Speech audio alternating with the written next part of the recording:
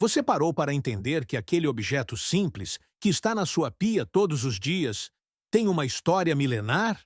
Sim, a esponja que você usa para lavar louça não nasceu na indústria. Ela veio diretamente da natureza. E não, isso não é só uma forma de falar. Ela literalmente veio do fundo do mar. Muito antes de existirem detergentes, pias modernas ou até mesmo cozinhas como conhecemos hoje. Civilizações antigas já utilizavam esponjas naturais.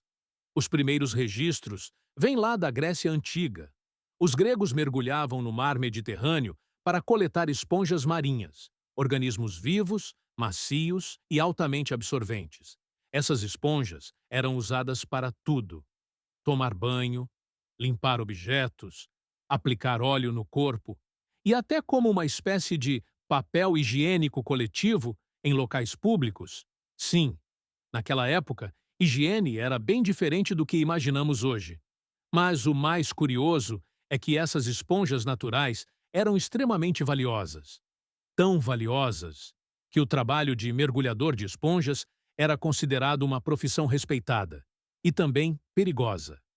Sem equipamentos modernos, os mergulhadores desciam grandes profundidades apenas com o ar dos pulmões, enfrentando pressão, falta de oxigênio e até ataques de animais marinhos.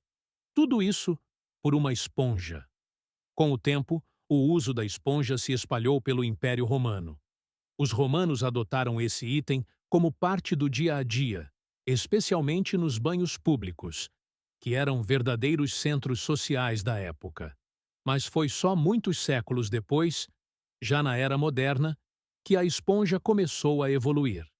No século XIX, com o avanço da indústria química, surgiu a necessidade de criar alternativas às esponjas naturais. O motivo? Simples. Elas eram caras, difíceis de encontrar e dependiam de coleta no mar. Foi aí que começaram os experimentos com materiais artificiais. E então, nasceu a esponja sintética.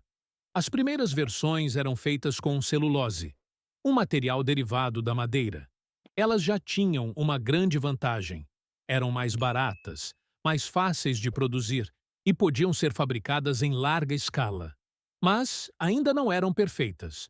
Foi só no século XX, com a popularização dos plásticos e das espumas sintéticas, que a esponja, como conhecemos hoje, ganhou forma.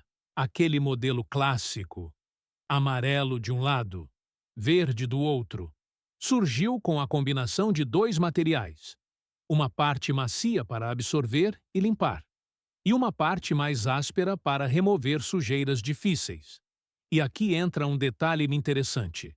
A parte verde da esponja não é só mais dura, ela é feita com fibras abrasivas, pensadas exatamente para quebrar resíduos grudados. Mas, cuidado, usar esse lado em superfícies delicadas pode causar riscos. Ou seja, até a esponja tem seu manual invisível. Com o passar do tempo, a esponja se tornou indispensável. Está na cozinha, no banheiro, na limpeza geral e até em usos industriais.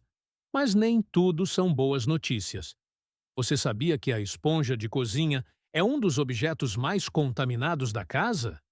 Por ser úmida, quente e cheia de resíduos de alimentos, ela se torna o ambiente perfeito para a proliferação de bactérias.